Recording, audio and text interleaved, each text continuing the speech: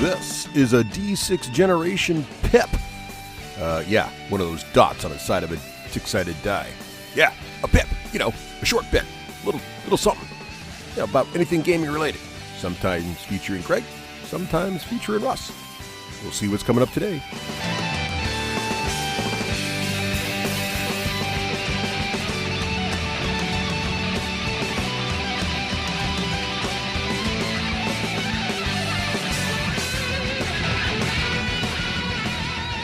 Welcome back.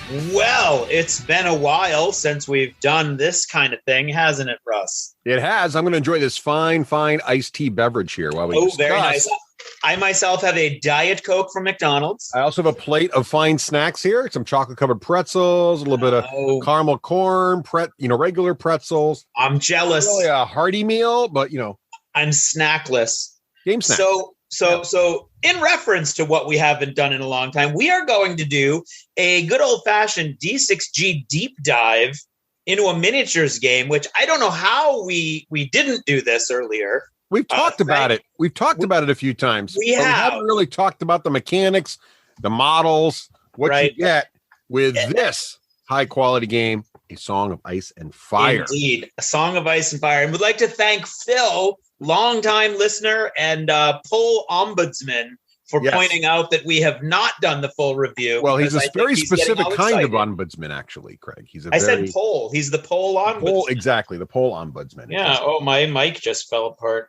Well, while you fix that, yes. So, Cool Mini or not, they launched a miniature game. They have several miniature games out there, but one of the ones that got Craig and my attention when it first came out was A Song of Ice and Fire. Yeah. Based, of course, on George R. R. Martin's works of the same name. Yeah. Of course, at the time it was released, the Game of Thrones TV series was still in full swing, and so the hotness was all going on there.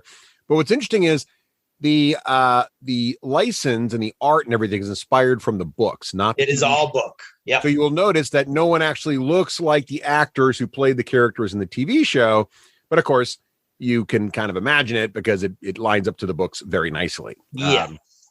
So Craig, what are we up to now? I don't know if we need to give the history and the background of Game of Thrones. I think pretty much everybody knows what that is. So we can skip that whole part. I think we can skip that. I agree. But I do think people need to know one of the things that makes this game so good to review right now is when a lot of miniature games launch, one of the things that Craig and I are very interested in is the number of factions, because from early episodes, listeners will remember that we have the rule of 4, right? I won't even take partial credit. That's the Wakeland rule of 4. Right. The rule of 4. If a game has 4 or more factions released in a reasonable amount of time from when the game launches, I think the game has a much higher chance of success than if it only has 2. And you've actually seen this in a lot of other games, right? So like Star Wars Legion did well, but as soon as they released the other 2 factions, now everybody's very excited about it. Armada had a similar resurgence once the new 2 factions came out. A Song of Ice and Fire, Craig, they released it with a good number of factions right from the get-go. But what are we up to now for factions there? Well, it was a Kickstarter. It was without a doubt my favorite and most successful Kickstarter as far as a game that I continue to play. And it started with really only 2 factions and then kind of a smattering of neutrals. They had the Starks and the Lannisters, and then they had a smattering of Boltons that would go in either direction, which made perfect sense from the story. But I want to say within a year, it had the Night's Watch and the Free Folk came out. Right. And in 2018 it launched, and within a year of that, you had 2 more factions come out. So you really had 4 factions inside of a year. Yeah, which is kind of my rubric for absolutely. And they continued to flesh out the neutrals as well, filling in all these little holes in the plot in the narrative with these weird mercenary companies and whatnot that pop up in the books. Then the Baratheons came out, and the Baratheons were actually sort of 2 factions, right? Because you have 2 brothers who are fighting each other, so that you have Baratheon units that are common to both, but then you had allies in the narrative that joined one side or the other. So that sort of split into 2 real factions. Then you had the Targaryens, right? And now you have the Greyjoys are about to come out. So you're up to you're up to what, 6 or 7 factions now? Yeah, it feels like 6. Let's see, 4 from the core set. Then you have the Baratheons 5. You have Targaryen is 6. So you have 6 full factions plus the neutrals that you can put in a bunch of different areas. When the Greyjoys come out, that'll be 7.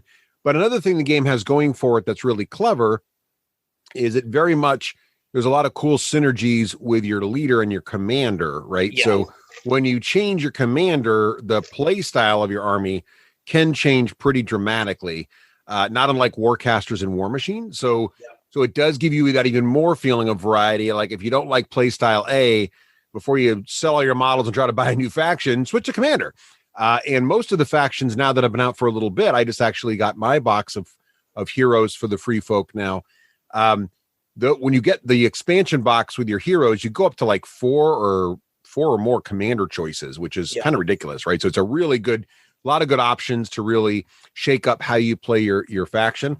And then, of course, there's the non-combat units, which we'll get to in a second, but they also shake things up quite a bit. So huge amounts of variety. Feels like 6 or 7, maybe as many as 8 different unit types per army, roughly, plus or minus. So there's good variety in the core units, and then there's a lot of different variety in how you can add attachments and leaders. So at this point, this thing's feeling like a very, very robust and well-supported miniature game. Was that fair to say?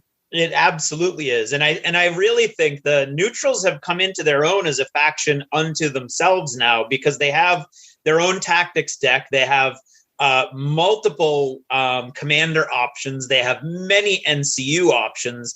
And the commander options are great because they're, again, from the narrative. So whether you want to have the Boltons, who kind of could go, in a bunch of different directions. You have the Storm Crows that have Dario Naharis is their commander. You've got the Bloody Mummers from the sort of the middle of the books.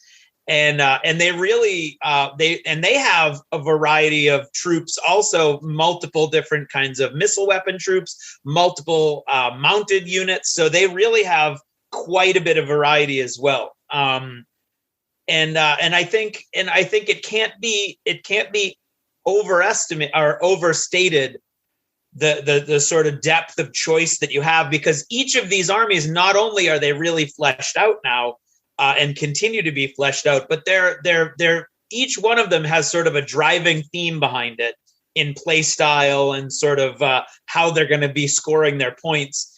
And then those, as Russ said, those are even more reinforced by the leaders that you choose. The leader that you choose comes with special abilities, but then they also come with 6 more tactics cards, which we'll talk about in a bit, which will really drive your strategy. They'll really support a certain kind of play style.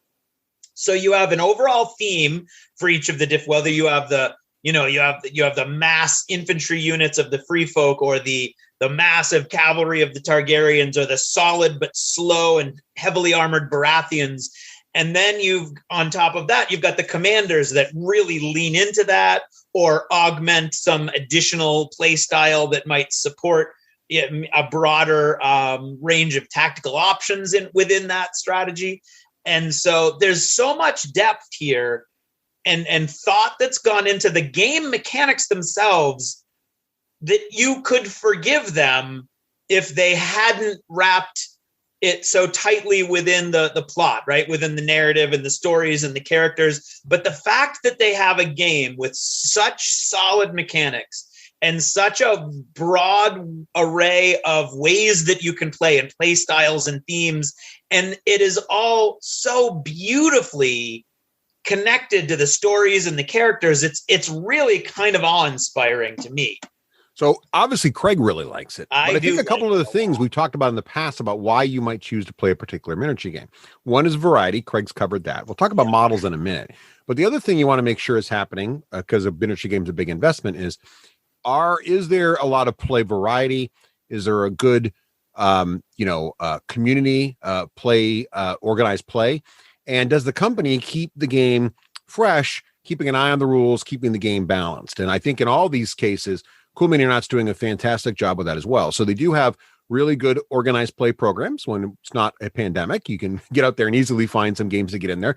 But secondly, they have a great app now available on iOS and Android that gives you not only the latest, most up-to-date rules and cards as they get changed, but also a great little army builder in there, as well as collection management, so you can keep track of which models you own, quickly and easily build an army. All the cards are referenceable right on there, so you can look them up and see the stats.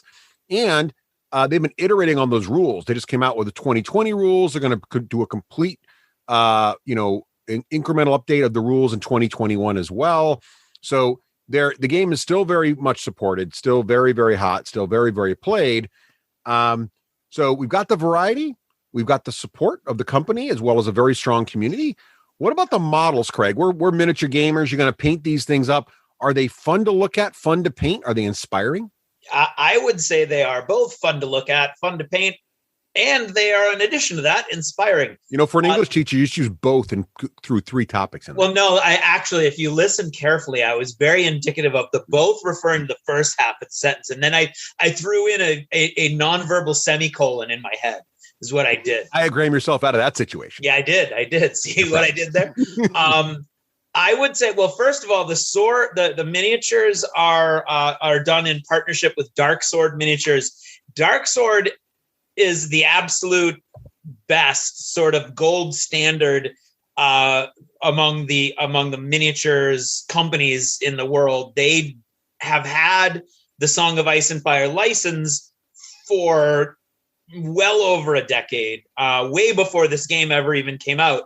There was no game attached, but every year they would come up with a few characters, and those models were beautiful. They were gorgeous. Andy and his wife Cherie, the year I didn't go to Gen Con because Reese was born, they got me the Hound, which was a beautiful miniature, and so they partnered with them. CMON partnered with them. I believe they're doing the sculpts for the most part, and then CMON's doing sort of the production.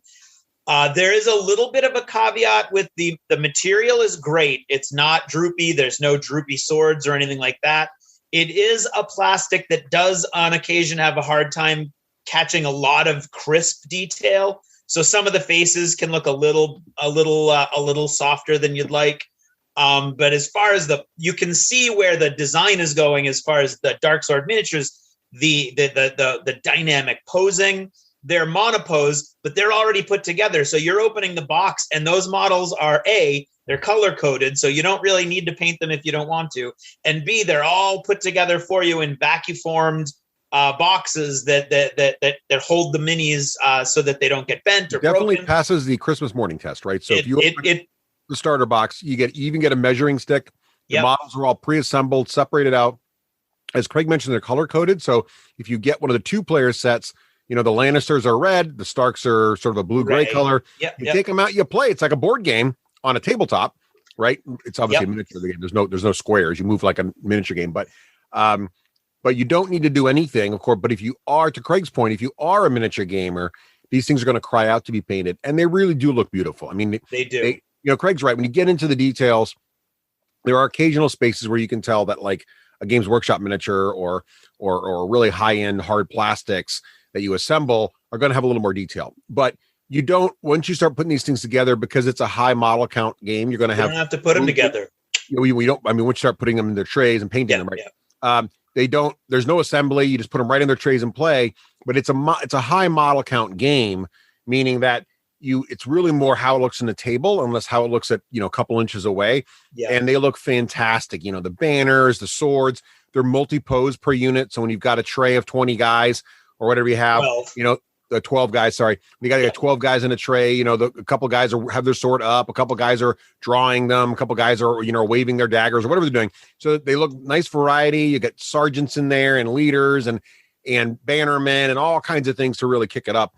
And so it looks like you might expect a Warhammer Fantasy Battles game to kind of look on the tabletop. You got large models, you got small models, you got units of dudes, you got solos, you got all that stuff happening all over the place. And it really does look like a nice, large fantasy, army scale fantasy war game. Yep. When you get it all out there. I totally agree. So now, so the models look great, well supported. let's get to the rules and how it plays. I mean, these large army scale fantasy games have been going on forever. What the heck makes this game different? How does it, you were waxing eloquent there, Craig, about how it captures the theme so well. Yeah. How does it all come together? What are some of the core mechanics? How does this thing work? Well, some of the core mechanics that really have grasped me, and I think us, would be really simplifying the movement.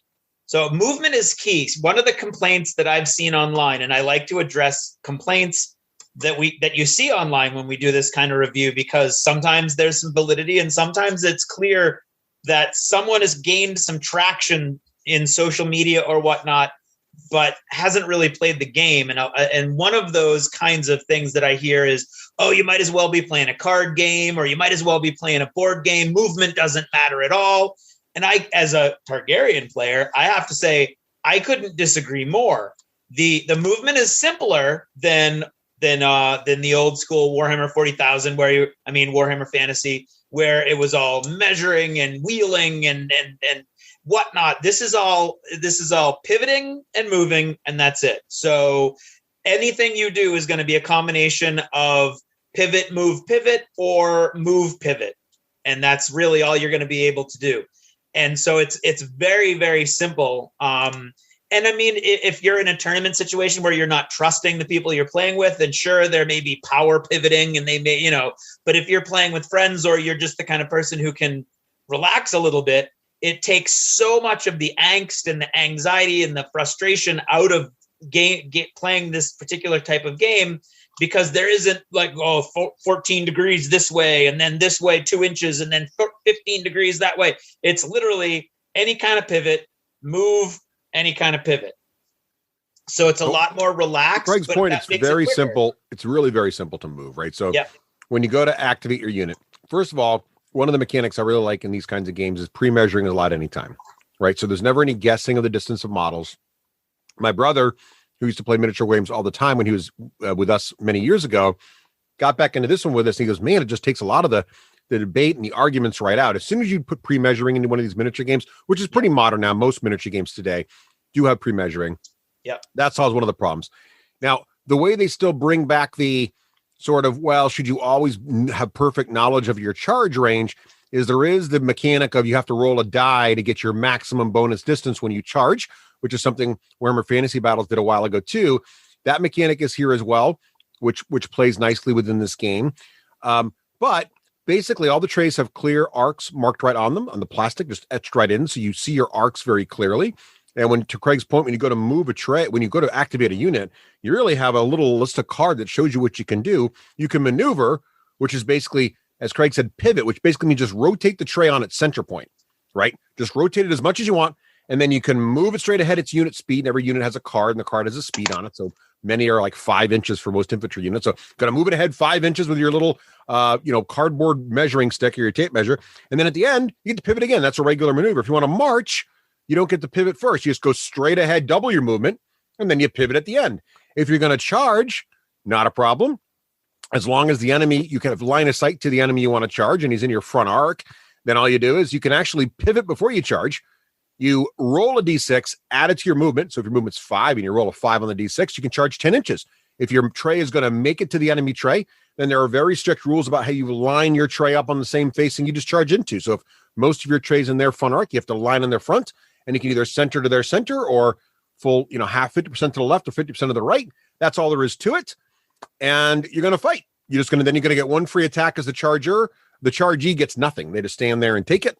And then they can spend their action next turn to fight. And that's pretty much movement. It's really very simple. Yeah. You want to try to start on that person's flank, because when you charge from the flank, you get additional bonuses to their reducing their armor and reducing their morale check. The rear is even better. But for the most part, that's it. And combat is also very simple. Each card has a number of dice the unit throws based on the number of partial ranks remaining in the army, right? And when you guys die, you take them off the back of the unit. So if it's, most units are like 3 ranks deep, most, except for cavalry is like 2. Except cavalry, yep. And so if part of my third rank's a little bit damaged, no problem. I look at my card and it says maybe like 7 dice, 4 dice, 2 dice or something.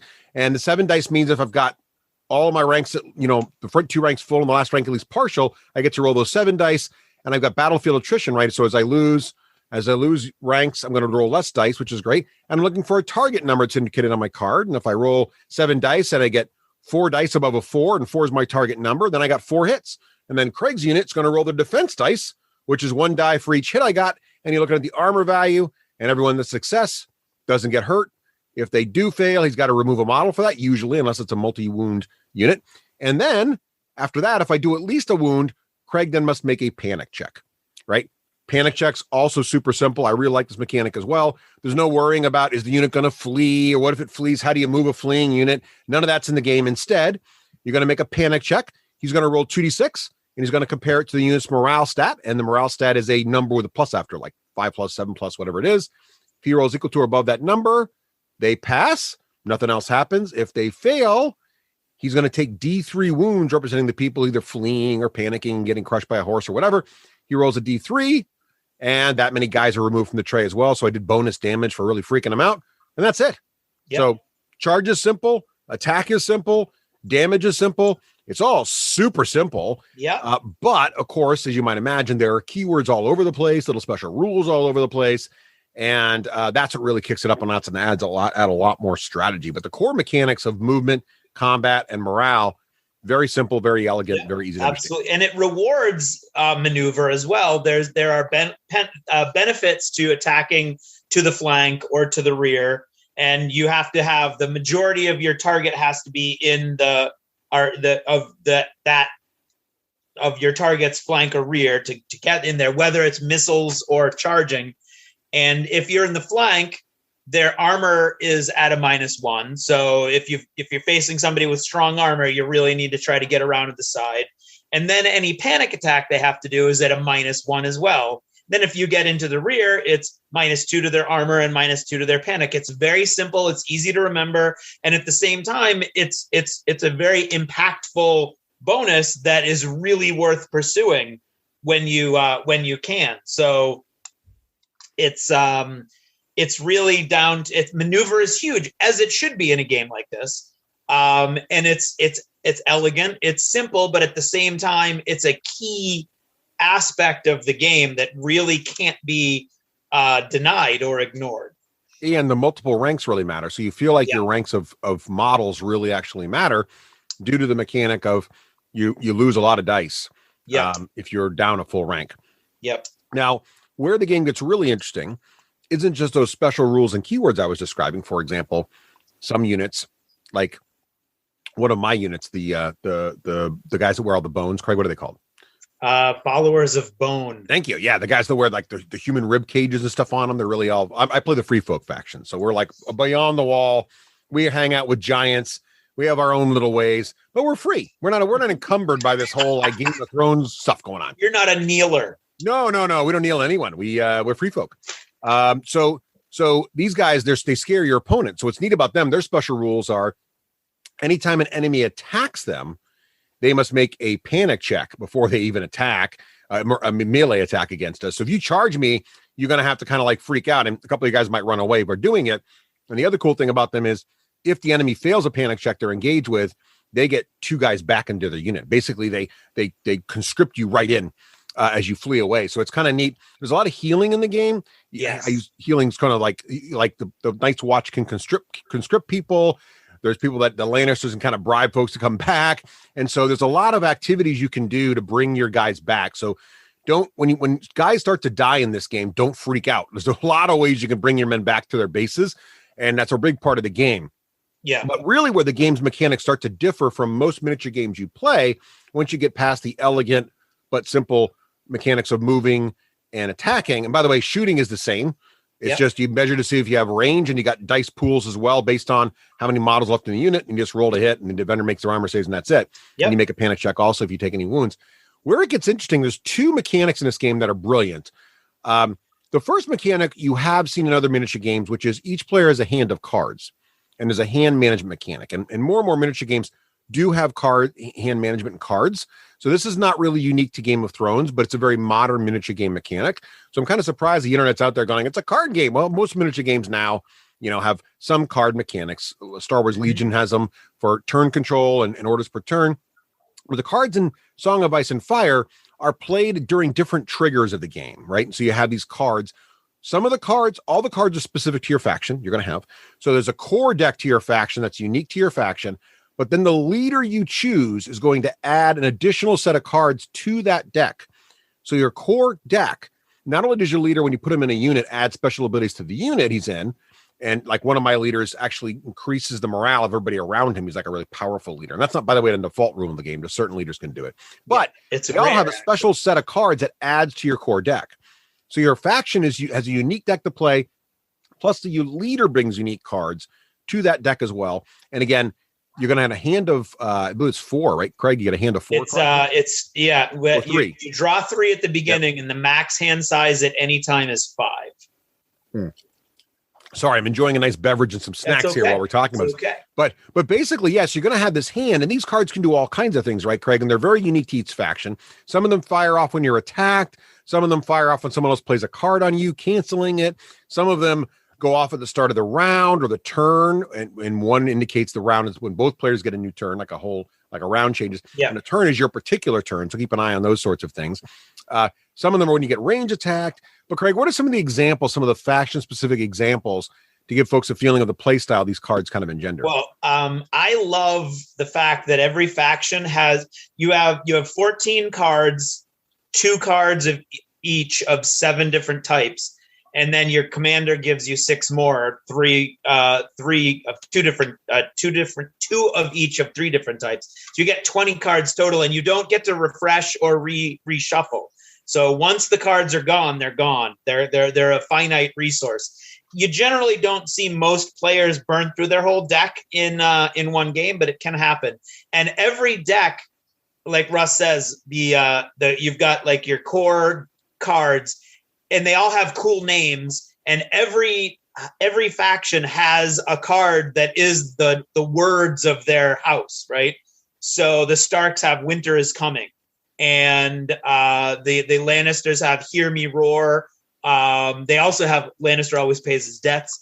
The Targaryens have Blood and Fire, and those are particularly powerful cards. The Stark card, Starks are built around charging and sacrificing, as you would expect. Really powerful. They're really great at maneuvering. They're really powerful. Winter is Coming gives you a modified charge and then shuts down the other player for that turn, not the whole round, which is, every unit getting to go once, but a turn, which is 1 unit activating.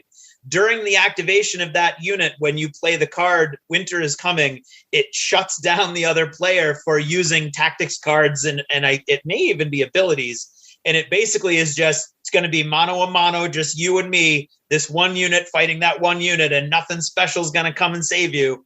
And it's very powerful, but there's only 2 of them, and it's kind of like the stock the card for that. The Lannisters card is it's very much panicking your units, causing them to weaken and run away, giving tokens. We should say the game deals with a lot of these banes, as some games call them, banes, like things that can hurt you. And there's really only 3 tokens that you can hand out. Panicked allows you to force them to reroll. And it's always, if once you've got a token on you, your opponent can spend it to force you to reroll. So Panic can reroll morale tests. Vulnerable is awesome. Vulnerable forces them to reroll successful armor tests. And Weakened allows them to reroll, or allows your opponent to make you reroll successful hit rolls. And the ways that you collect these are very fluffy, very narrative. You may do a forced march, which is great. You're in a totally different position, but you're weakened, and your guys aren't going to be as strong in the attack. And so the Lannisters are big on passing out those tokens and causing you to be afraid. The Fire and Blood is really good with scaring you. There's some panic elements, but it's also great with you get scared because they're not dying as fast as they should. There's another Targaryen card, Fire Made Flesh, which is it can cause to the Giants have this crazy rule all the time, which is when they take their armor saves, they only take 1 wound for every 2 failed armor saves. And the Targaryens have a card called Fire Made Flesh, which is in the books. That's how they describe dragons. They're fire made flesh, and they're very hard to wound because they're internally they're literally molten. And so it gives that rule where every 2 failed saves only causes 1 wound situationally, just for that one time you're playing the card. So these cards, they can be kind of like, throw it away. It was kind of a cool thing, or they can be game changing if you play it at the right time. And it's the free folk have a lot of cards that'll do that to you, right? And that's the thing. I think the one thing the cards do is they remove a lot of predictability. So you're looking at the table, you can pre-measure, right? So I should have perfect knowledge. I should be able to look at Craig's units. I should know that Craig's units move at this speed. So if you're looking at my army, I'm free folk, right? I don't have any cavalry in my army, right? So you're looking at the free folk, and most of my units move 5 inches. So you're looking at there and going, well, let's say they move 5 inches a turn. If he marches, that's 10. So yeah, he's at least a turn and a half or 2 turns away from me if I don't move. So I can sit back, relax, do this, do that. But all of a sudden in my turn, I play a card that allows one of my units a free movement. Just move it right now. Go ahead, free. And it doesn't count as activating it. So one thing we should say is it's integrated turns, right? So I activate a unit, I mark it as activated, then Craig activates a unit. He marks it as activated. You go back and forth till all of our units have activated. If I get done first, Craig keeps activating the rest of his guys till he's done, and that's the end of the turn. But there's a lot of things that give you your units bonus activities without having to activate them or let them do something again if they're already activated. So some cards let you move the unit again. Some cards let you have the unit have an attack again. So let's say I charge Craig, and then during he does something and I have an action, lets my unit attack again or something in the middle of it. Like a lot of crazy stuff like that can happen with the cards. Yeah. So right there, then and there, the cards make the miniature game feel very different than most of the miniature games you played. But the other part of the game that really changes it, makes it even more unpredictable, is what they call the non-combat units, which is a brilliant mechanic for a couple reasons. One, Game of Thrones is a story of politics. It is a story of intrigue. So many of the cool characters that we know and love to hate from the series and the books simply would never be found on the battlefield. And so if you did not have this mechanic, you would really never see Cersei Lannister. You would rarely see Tyrion Lannister. There would be people that just aren't out there. Yet, because of the non-combat units, you can, and they make models for these. So all of the factions have an amazing collection of really cool models that are your non-combat units. You spend points to get them, just like building the rest of your army. But these guys, there's a sideboard, and this sideboard has these spaces on it. And these spaces are designed for you to put the non-combat unit on there. So at the start of each turn, you're going to have your whole army deployed on the table. If it says turn 3, they've moved around a little bit, but your non-combat units come off that little sideboard and they just stay to the side. They're unactivated. And during your activation, you actually have a couple of choices. You can activate any of your units on the tabletop, right, to charge or move or attack or whatever, and that would count them as activating. Or you can take one of your non-combat units and place it into one of the unoccupied spaces on the sideboard. Now, all of these spaces do different cool things. One of them, for example, will let any of your units get a free attack immediately, even if they've already activated. Another one gives them a free movement, even if they've already moved. And these symbols all have icons on them, and there are many of your cards and your units get bonus abilities if you currently control that space. So it's kind of like the politics that's happening behind the scenes.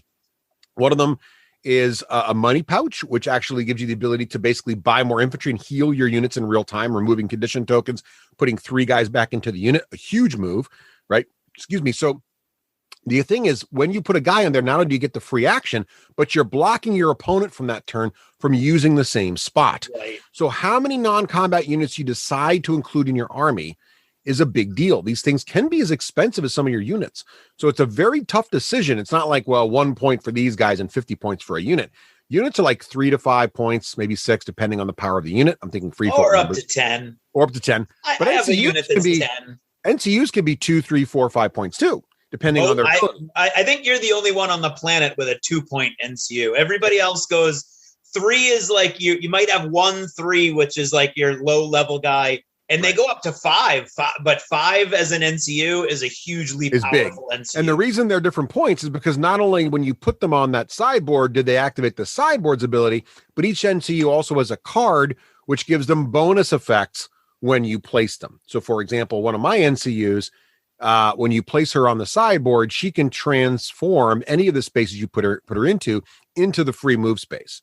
So basically, no matter what space my opponent steals, I always get a free move. And if I have two NCUs, I could free move with the first NCU, stealing that space from my opponent, and then put her down later for a second free move. And then if I got one of those free move cards in my hand, well, you get the idea. My army can suddenly, for having no horses in it, become extremely fast. And I could put all three of those moves on a single giant, and then the giant could charge. Ugly. We can literally run across the table. Now, of course, my opponent the entire time is aware of this and is maneuvering politically desperately on the sideboard to prevent that, right? And of course, they've got all kinds of nasty tricks they can do to me just as easily, right? And so, Craig, how does that? I personally think the sideboard is probably one of the smartest. And it's funny because Battlelore had a little bit of this with the council, but this is way beyond that in a way that is brilliant. Mm-hmm. And I love how it brings the different characters, these different, like the spider, all these people that are fully political into the game in a very meaningful and powerful way. How do you like that mechanic? I love it. To me, this is where really the fog of war comes into this game. And fog of war is something that every miniatures game either completely abandons because it's so difficult to deal with, or struggles constantly with. How do you make it so that the players who are looking down at this table with these models on it and can see everything, how do you make it so that it's not what they're seeing isn't maybe necessarily what's in the battlefield? And I think it's phenomenal. Maybe that giant that you think is right there, maybe he's actually over there. Or maybe this unit of cavalry is halfway across the board. Maybe these guys you think are half dead, maybe they're only playing dead. Maybe they're healing units is another to me, it's more of an abstraction. I don't think of it other than there are units like the Night's Watch who literally recruit enemies into their ranks. For the rest of us, I like to think of it as it's the morale as much as the wounds of that unit, right? So yeah, they're running away, but maybe they're they're kind of hanging off in the back, so they're not really effective. And that's why the free folk have really cool cards. To your point, Craig, like they use this ability to remove models from units and replace them in really interesting ways that in your mind, the story comes right out, depending on the situation, how it's described. So the money means you're probably hiring more conscripts and you had them in reserve. The free folk have a bunch of cool cards where it's called, I can't remember exactly what it's called, but basically you're allowed to redistribute your troops. So you can take up to 3 guys from a unit within a certain range of a unit that's gotten wounds and basically move them over. So basically the free folk are really good because they're so free and they're used to like not strict formations. They can run back and forth and change their units. So you can kind of better distribute your guys to maximize your ranks as you take casualties. Yep. So and a lot of really interesting stuff going on there. Yep, exactly. And so I think that to me, the tactics board, which is the sideboard that we're talking about, is a phenomenal addition to a miniatures game because it brings that fog of war into it. But it's also phenomenal from a narrative point of view because it brings these non-martial characters into the story, and their special abilities are always keyed to the narrative that character comes from in the stories. Cersei Lannister, she can really scare one of your units, and you can totally see that maybe she invited your wife to dinner one night and then dropped a hint like, oh, if your husband displeases me, I'm going to kill your entire family. And now you're getting letters from home like, don't tick off Cersei Lannister. And so that unit's now scared or whatnot. So there's like a running narrative that kind of develops as you're playing, but it's just great. And I can also totally see where some people if you go online, you go to forums and whatnot, most of the people that are going to be responding to a thread about this game really enjoy it.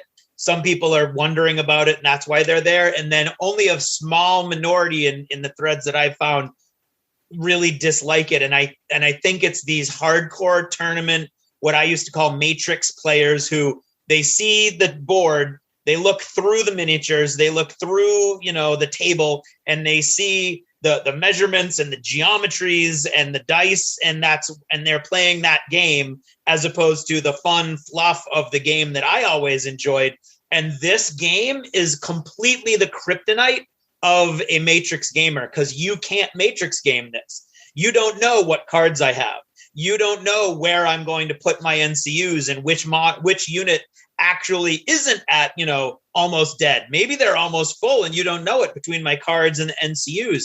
So there's an element of imperfect knowledge in this game that is created and fostered by between the tactics cards and the tactics board, the sideboard, that really is phenomenal and really makes the game, in my opinion. But it also has a really cool, and that's exactly right. I think it does a really good job with Fog of War. It does a really good job of these extra aspects that should influence a battle that you don't see, and it is abstract, right? There's things that would happen before the battle that you didn't know about that are emergent during the battle, which is neat. But I also love how the game starts to bring all these things together, right? So there are cards that I have that can bring whole dead units back to the game. Yep. However, it's not easy to pull off. A, you have to have a dead unit. B, you have to have when you get the card, right? And you can hang on to the card, but it's taking up a hand slot. B, though, the card actually says it replaces the text of the tactics board when you deploy your NCU. So you're going to be giving up one of those other things you could be doing to get this unit back. But then also, if when you bring the unit back, you don't control a very particular part on the tactics board, the unit comes back into the battlefield, but with an activation token on it, meaning it can't do anything this turn. However, if you control the specific spot on the board when you do this, it comes back unactivated, and in your next activation, you can go charging in. So it basically can appear right there. Maybe it's your deployment, sometimes it's the flank, depends on the card. And then you can just send it right in there in an awesome way, but you've got to set this up. And this is where repeated plays get rewarded, because if you play the game enough, you're going to know common tricks and common approaches that free folk do. And you're going to be like, oh, he just lost his unit. Oh, he just played that card. Let's just search his discard pile for the card he needs. Oh, he's got perfect time to bring that back. Oh, he's going to try to go for that spot. I think I'll just use my politician to block that move, buddy. And that's what makes it really interesting. So the game does reward repeated play, and there are ways to counter this stuff, just like there are in every miniature game, but you have to really know the game, and it becomes very hard to have that I know every possible combination, because it's hard. There's so many different combinations, right? So it's a really, you're better off, I think, playing in Craig style, which is I also enjoy, which is let's see how the story unfolds, and I will try to counter what happens to me.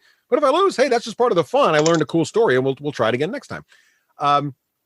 Craig, I think we've covered most of it, but another part of miniature game I think is critical is the mission system. And we've often talked about how miniature games a lot of times will leave this to the end. The designers won't get to it or won't get into it in depth. And I always think that's a mistake, because straight up fights as missions for most combat, it's just not fun. It's boring to me.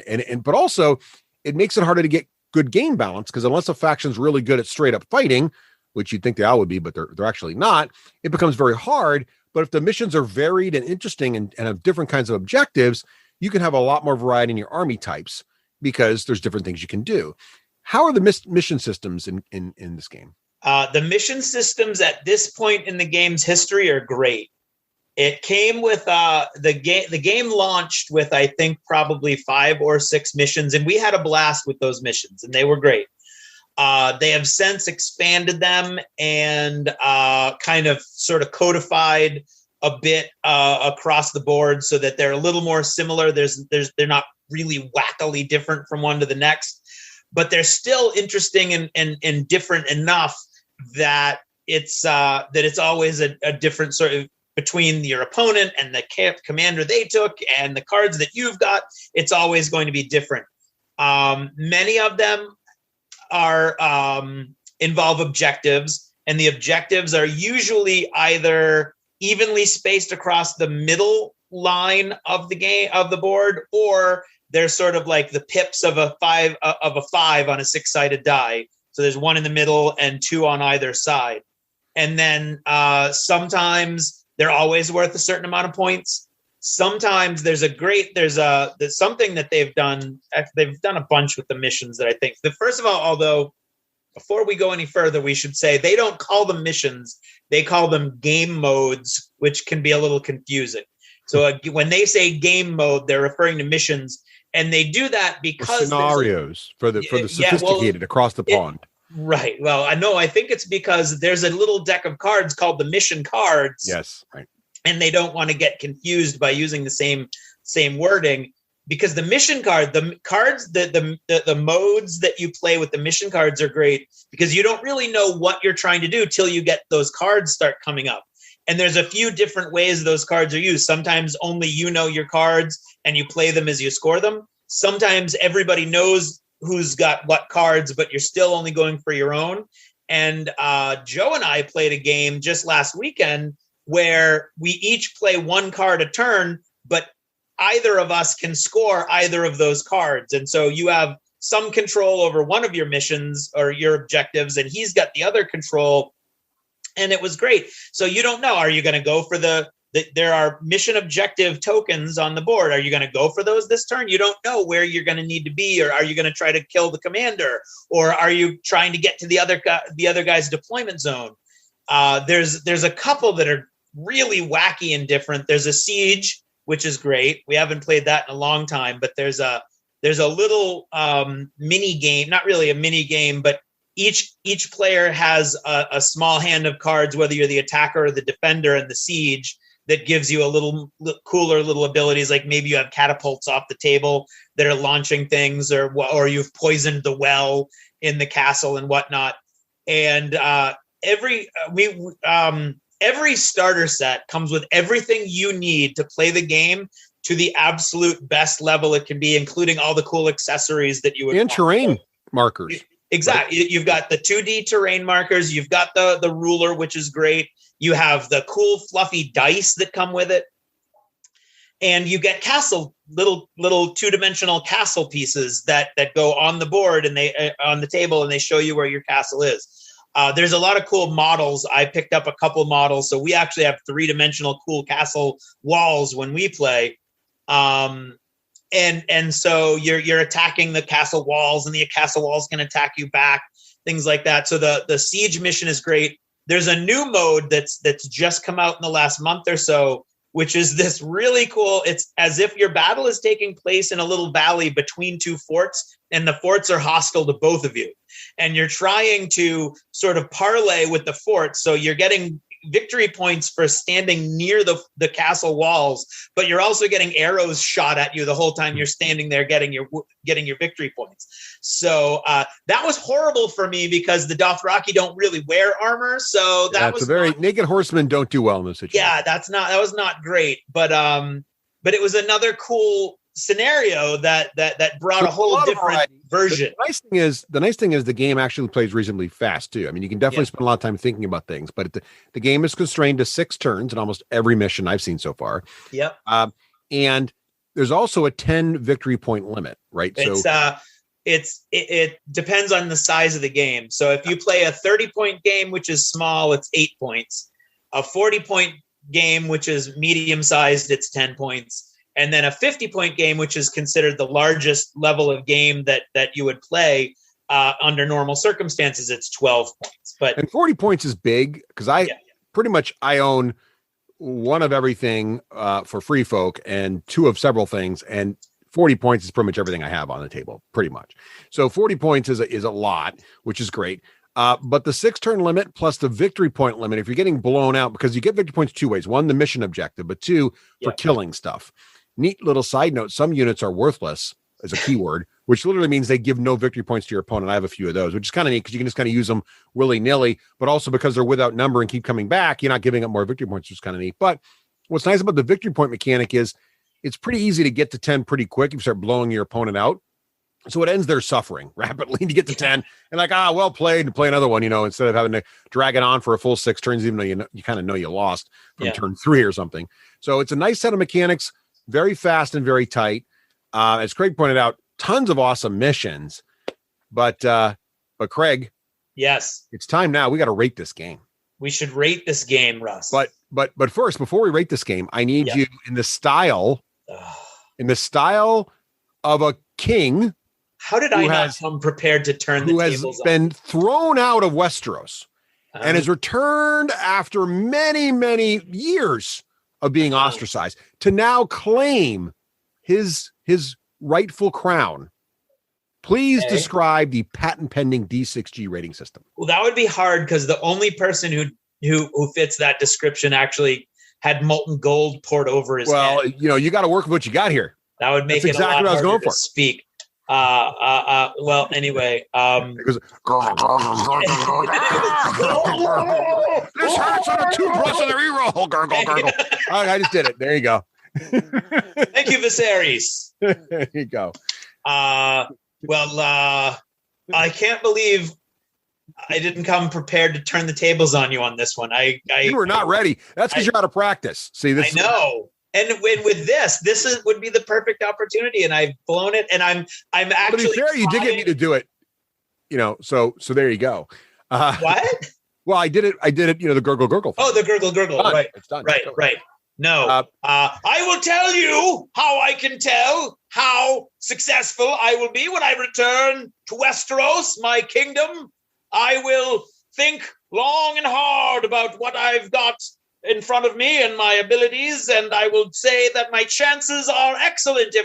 Let's say if I'm rolling a D6, I'm rolling the bones, if you will, the bones of Westeros, the Westerosi bones, and if I get a low number, that would be bad, right? But if I get a high number, well, that would be good. So if I'm talking about the probabilities, I might say, I have a 4+ that I will be successful. Now, obviously, I'm going to be successful completely because I am the rightful heir to the Iron Throne. But if I'm just giving you a plausible deniability, so a 4+ would mean that I have a 50% chance of succeeding in achieving the Iron Throne. If I say a 2+, then I've got a 5 and 6 chance. That's pretty darn good. Now, if I wanted to say 5.5, well, it really doesn't really support that sort of thing. But we're going to say with a reroll, which we know the mathematicians out there, those maesters in Old Town would complain about how this isn't really a 50%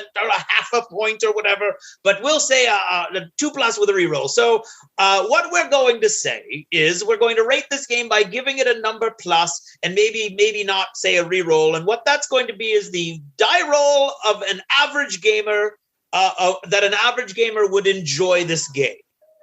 And so if I say a 4+, that means 50% of the gamers out there are going to enjoy this game. If I say 6+, it means that we made a huge mistake even reviewing this game because we're trying to stick with the no hate policy. And clearly a 6+ indicates some sort of hatred at one level or another.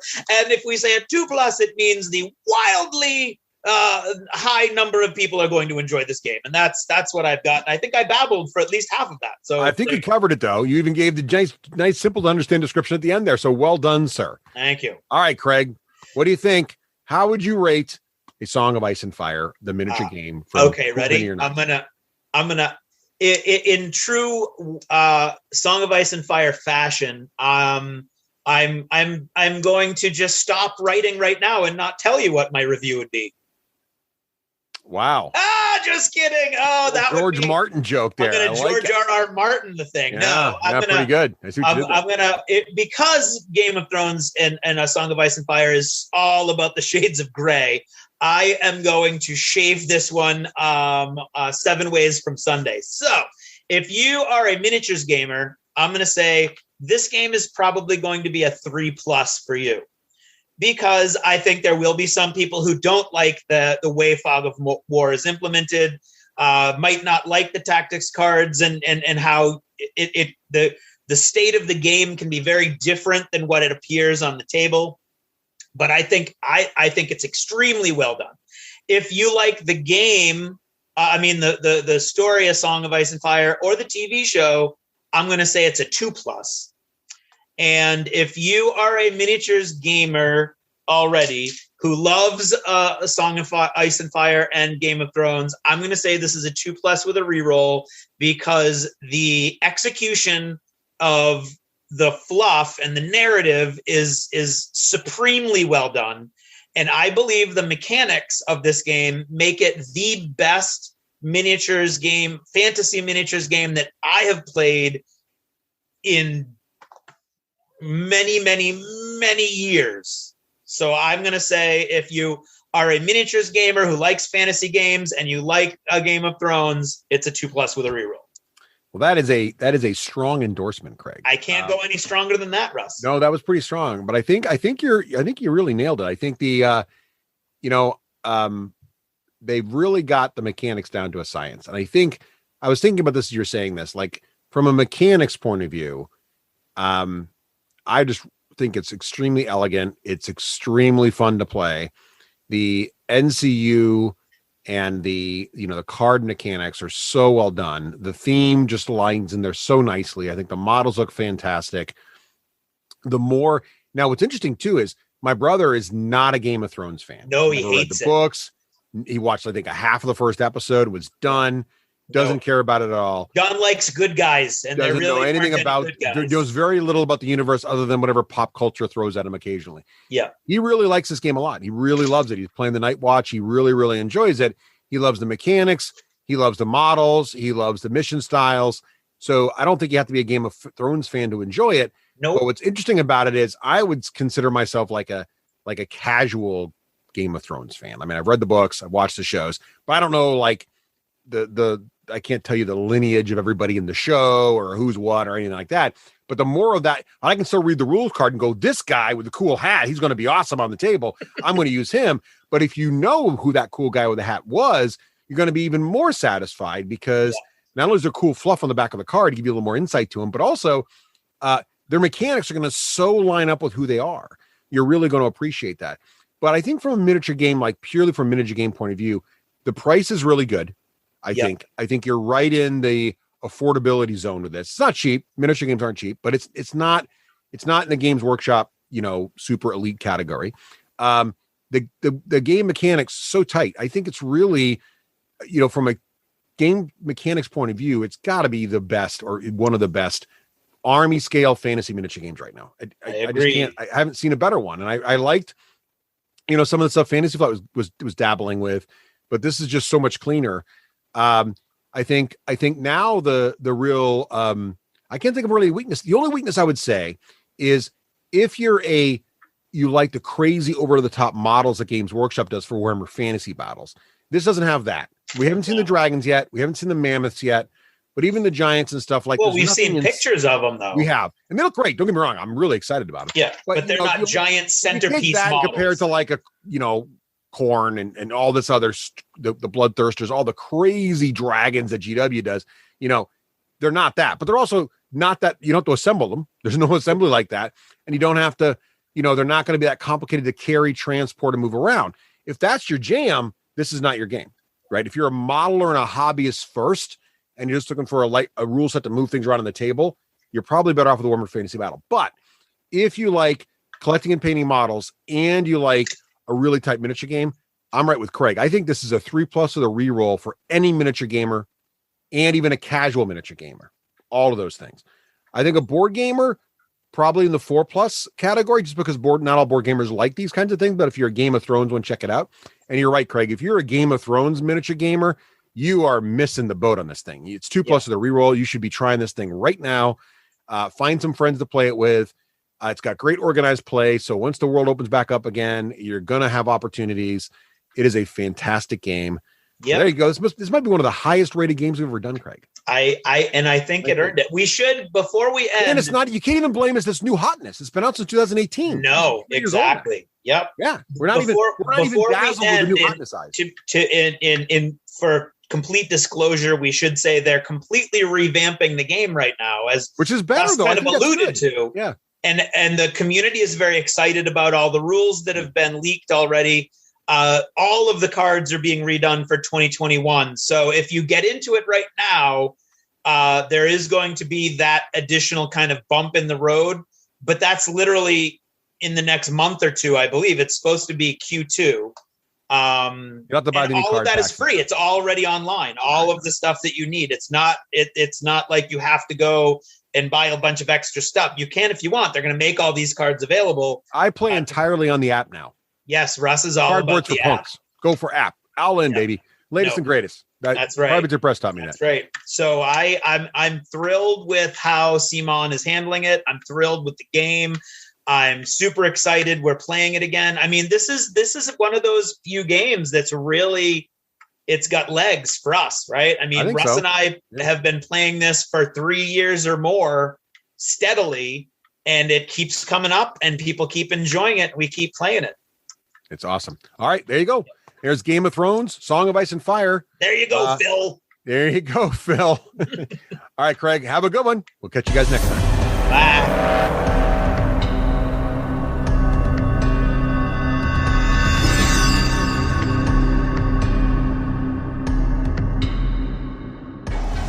Looking for not too horrible insight and entertainment beyond the usual paltry 4-hour D6G shows? Well, there's only one place on the planet you can find it, and it's in the Lost Chapters. Go to the D6generation.com and begin your quest. Damn, farming games. Why did it have to be farming games?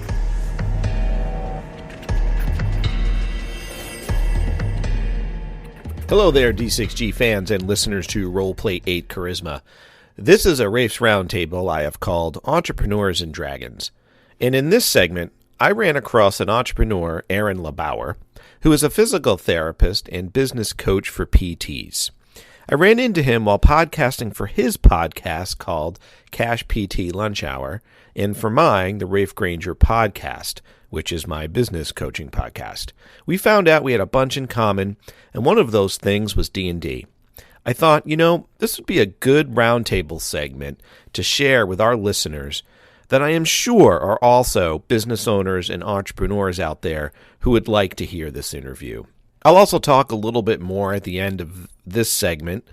If you are a business owner or executive up to something bigger, go ahead and check out the Raef Granger podcast, where we talk with interesting entrepreneurs and we talk interesting coaching concepts to help us in both our business and life to live the real life we want to live.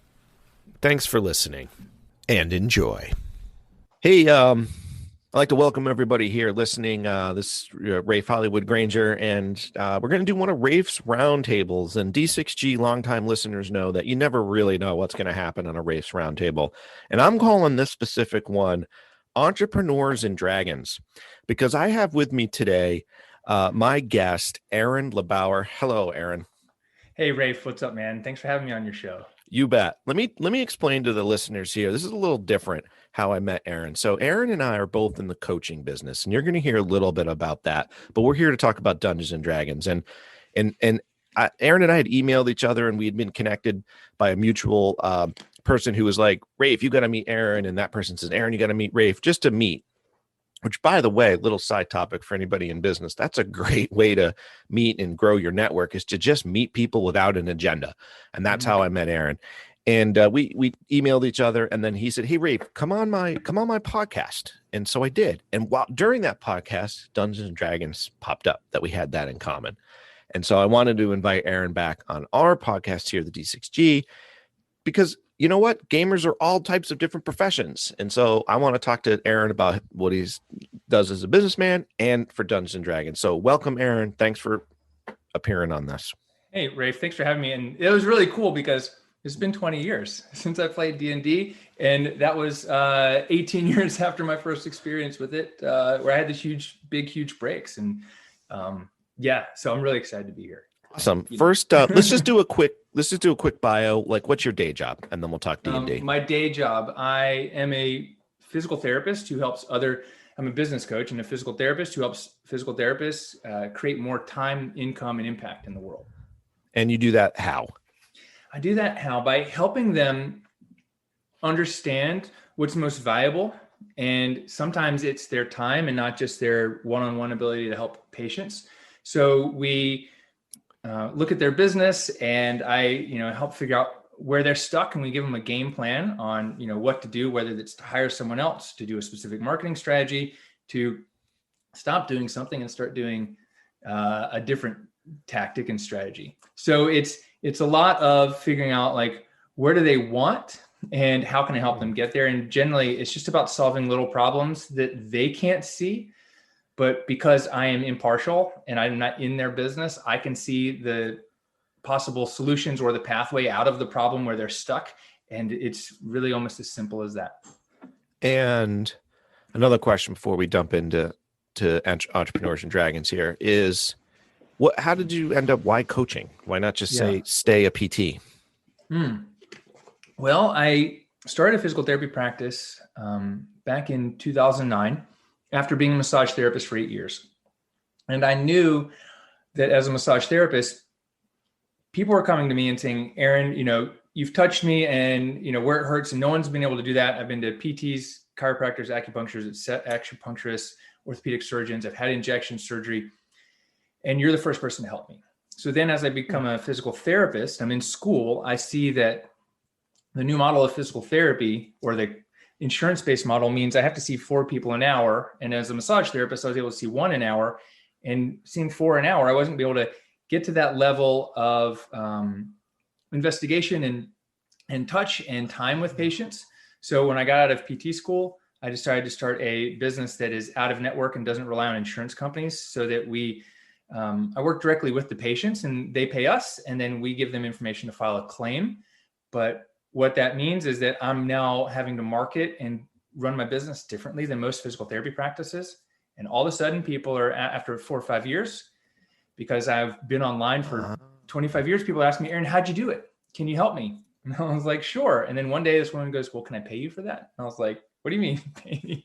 And then my coaching business was born. So that's a short answer. I mean, that was an awesome answer. Yeah. What I can't help the business person in me. So that must have been brave of you, because that means you were doing that before it was the thing to do. Like, did people say, you're nuts, you'll never be able to survive if you don't take insurance, you'll go out of business? Yeah. I mean, people basically told me, I'm looking at my book, like the title of my book is basically how I built and scaled a successful physical therapy business, even when I was told it was unethical. It was a bad idea, and no one's going to pay more than their copay for physical therapy. I had other physical therapists tell me it was unethical. Like, it's illegal not to be a Medicare, provider. It's illegal if you're not a Medicare provider to even breathe on someone who's over 80. Like, you can't do this. Like, you shouldn't do that. Like, it's really, the more people I told, the more negative vibes I got from others. And how long ago was this? 2009. So it's been 11 years, 12 years. So just when the cancel culture begins, right? Yeah. And then, so what made you, what I'm thinking is there might be people listening that they have a dream that they want to do, whether it's write a book, write a D&D module, form a game company, form a business. How did you go from idea to execution? And I'm more thinking of the courage behind it, Because I knew there was a better way, and I couldn't do it the way that was being done. Like, I was like, I'm not going to go get a job and do this. Like, this isn't what I got in here for. I said, let me find a better way. And I had to go outside of my own industry to figure out the marketing, sales, and business strategies, because everything in my industry, the way it was currently being done, wasn't going to work for me. So I had to go and find my ideas from other places and bring it and adapt it into physical therapy. How did you overcome the fear and the naysayers? Like, are you like, well, at that time of my life, Raef, I didn't have a family, I didn't have a car payment, I lived in a box, or I had a baby on the way, 2 months, like my wife was like 8 months pregnant, and I just put myself around people who believed in me. And I had some point, I got a business coach, but it was only like a 3-month program. And it was really just like the basis of business and some like internet marketing stuff, and like a free book on back pain and how do I put that on my website. But it was really going out and finding people who were doing it in, like I said, like other ways or other places, and adapting and just saying, I've got a dream. I know that this is going to be possible. And if I keep on going, I'll prove everyone wrong. I love that. And you have, and you are. Right. And then brag a little bit, like now I coach, I don't know, 1,100 million people. Last week, I just got an award from ClickFunnels. It's called the 2 Comma Club Award, which means I've generated $1 million through one landing page on the internet. That's awesome. Yeah. Okay. I built my first website. I built 2 HTML websites back in 1995. So, I've been around the internet. And here's the thing, is everyone like who's listening is like probably like internet savvy. And it's like, what is the way that you can use the creativity to find solutions to problems, right? Okay. So it's all about looking at something from a different perspective and saying, okay, how can I make this better? And what software or system, what can I use to leverage? How can I leverage technology to get the outcome that I want? And so to brag is say, yeah, I've generated $1 million through a funnel, but that's only in the last 3 years. And so it means we've generated more than that over the time, but it's also taken me a while to figure it out. But my progress has only sped up in the last few years since I've been working with a coach of my own, Bedros Keuilian, for like, I meet with him once a month, and I've been doing it for just about 3 years now. And I've had I'm even in like another mastermind group right now as well. I've worked with other people. The times when I've worked with someone who's helped coach me, even as a semi-professional cyclist, I've made the biggest progress. And it's all about trying to figure out, like, how do I model what someone else is doing, not copy them? Yes. And use the resources and ideas, because they know how to get there. They know the path looking backwards, but looking forwards, I can't see which path to take. And that's what mentors, coaches, and mastermind groups and people who are more successful than me are able to show me. Just do. Yeah, I'm fortunate too. I got introduced to a great mentor. He volunteers his time with me and shares his knowledge, and I just sit at the fountain of his knowledge, and he's helped me build and create more than I ever would have been able to do on my own little puny brain. So yeah, he's super helpful to me. All right, so when we were doing your podcast, somehow we got on the topic of Dungeons and Dragons. So tell us your origin story with D&D. How'd you get started? The original story was new kid moves to town in 7th grade, and my mom was like, said to me and my best friend Taylor, is like, you guys are gonna go be friends with Claiborne.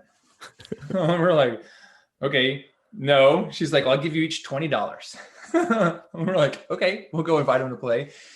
And we hung out, and Claiborne had moved to town, and he was into D&D, so we played some. I really liked it. Our other brother Taylor didn't, so we didn't play too much. We probably played like 5 or 6 times, enough for me to build a magician and an elf, and we did it all on paper, on like college ruled or whatever, a little bit wider than college ruled paper. And he would draw us a little template, and we just fill it in, we'd roll, and we would play some, and that was pretty cool. And I always loved it. I was like, man, this is great, but I can't play by myself. Yeah. I know where to go get the book. I mean, this is 1986, 87. Like, I don't know where to go get the books. Right. Like, so then, but that kind of finished. Like, that was in middle school. Middle school wasn't too good. Like, we weren't friends anymore after like a year and a half. Middle school's funny that way, isn't it? Yeah, it is. And my kids are in middle school right now. I'm just like, my wife is worried. I'm like, she's got it better than I did, because I was bullied. I was tall, skinny, redheaded, gangly. I wasn't very coordinated. I stuck out like a sore thumb. Now, I want a little sidebar here. Bullied. Were you bullied in the sense of how bullying's defined today, which is to say kids picked on you?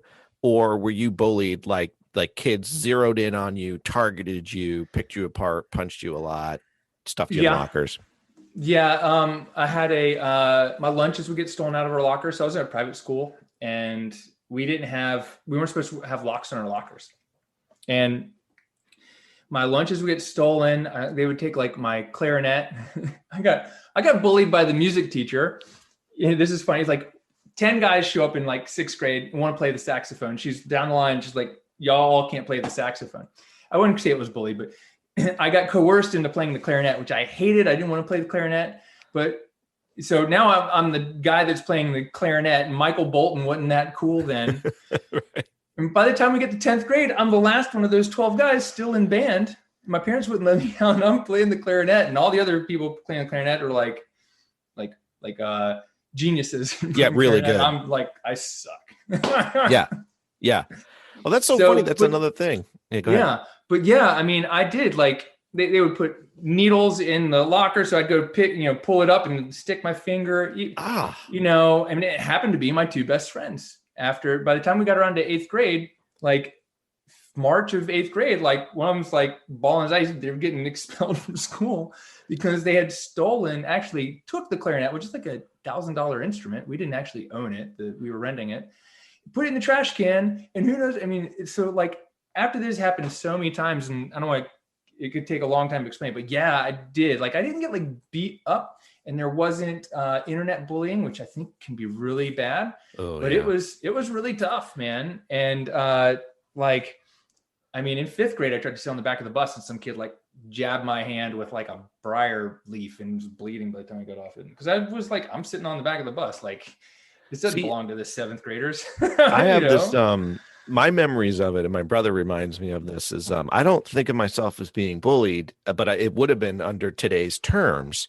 I considered myself like normally picked on because I was like really, really short, like so short. My parents, I wasn't a midget, but or dwarf or anything, but they were concerned. And so I remember they took me to a doctor, and the doctor's like, nah, he's just a late bloomer. Yeah. I wasn't worried about it, but I was that kind of small and tiny, right. And I'd get into all these fights, and I would get into these fights because I had a big mouth.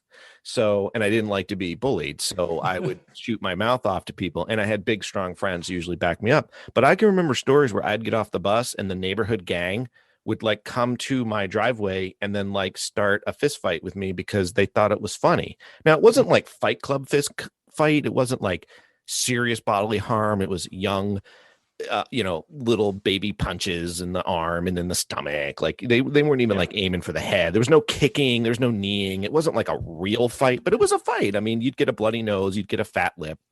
Mm-hmm. This would happen all the time. And I'd go out and fight them all the time, and I would lose all the time because they would just smush me down with their weight. But I didn't view that as bullying. I'm like, I don't know, I guess I'm small, and that's the pecking order of life. And then someday I'll be on top. And that happened all the way up until college. And I wasn't bullied per se, but there was I went to school with a bunch of hockey players. They didn't have football. Mm-hmm. It was hockey, and they would just trash the dorm and make a mess. And then I started to study karate because I was sort of tired of being this. And so as I started to get up in rank in karate, I realized nobody was like bullying me anymore. And I don't think it was because I fought anybody. It's like, I think I radiated that type of confidence where people's like, let's pick a different target. Yeah. It wasn't that I walked around with my chest out. I think it was that quiet confidence because it just sort of melted away. It was weird, but and that makes a huge difference. Yeah, it really does. I mean, it makes a big difference.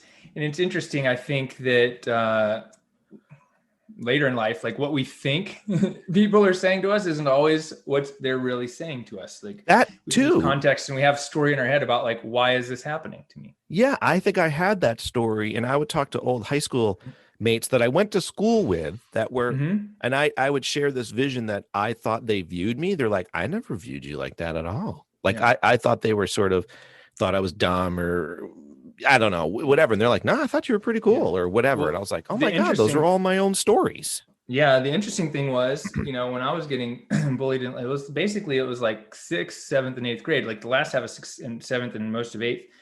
I thought it was all these guys who were like the mean kids, and it wasn't them at all. It wasn't who I thought it was, which is crazy. Like I have no idea if they knew what was happening, but like these guys that, I thought were like, out to get me, they weren't the ones. That is really, an interesting, really wild.